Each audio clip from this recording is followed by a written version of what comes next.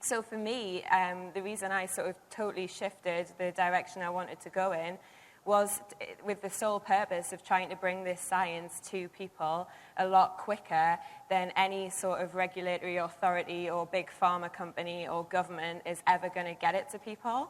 And I think that's one of the important things. It's like people that are here are like trying to bring it quicker. So at Nichido, that's what we do. We use that sort of scientific expertise and that background that we've come from in drug development, but try to bring things through to market much quicker than a drug's ever going to get delivered. Basically, we in the I founded a company which is Jiro. We're combining together dynamical systems view. So we're trying to understand how biological systems develop in time and see what bring some of these guys to stop aging. And then we're doing advanced machine learning and big biomedical data. I think that's extremely important because human data should go first. We don't want to know how worms are aging. That's important, but we're not worms. And to cut the corners, essentially, we're trying to understand how humans age, what controls the rate of aging in humans, what are the molecular determinants of average and maximum lifespan, and can we actually push the maximum lifespan of human beings forward. Now, I'm at UC Berkeley, and I tell my students who are between the ages of 18 and 22 that they are at the top of a mountain, okay? And when you're at the top of a mountain, no matter where you look, it's down. And that's exactly what happens to your hormone profiles is they decline.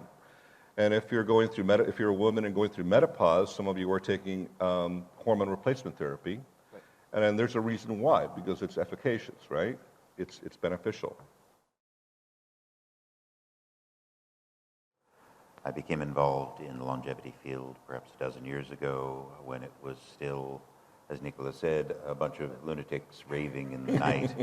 And we are still perhaps lunatics raving in the night. People are beginning to realize that we're onto something.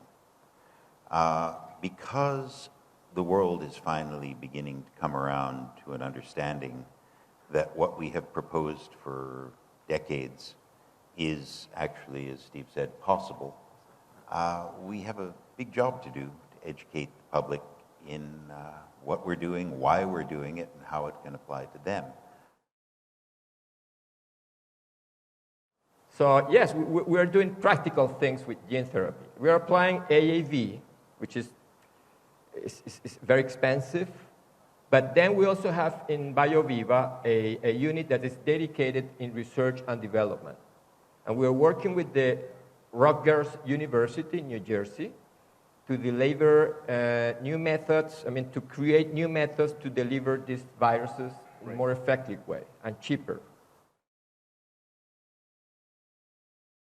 So the two I would pick, the two I did pick, because my company is working on them, would be, firstly, restoration of the aged immune system.